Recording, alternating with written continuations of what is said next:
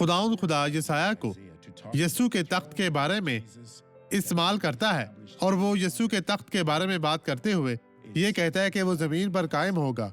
यसाया 16:5 में दर्ज है, लिखा है, यूं तख्त रहमत से कायम होगा और एक शख्स रास्ती से दाऊद के खैमा में मेहरबान उम्मीद भरी हुई।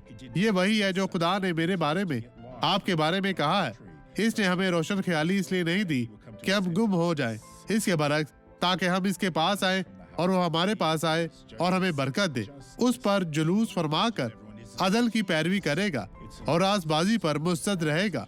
हम जानते हैं कि ये फैसला करने वाला है, ये खुदावंद यीशु है, ये मेरे और आपके साथ है। खुदावंद आपको बरकत दे। अब ये गवाही देखें और मैं वापस आऊंगा।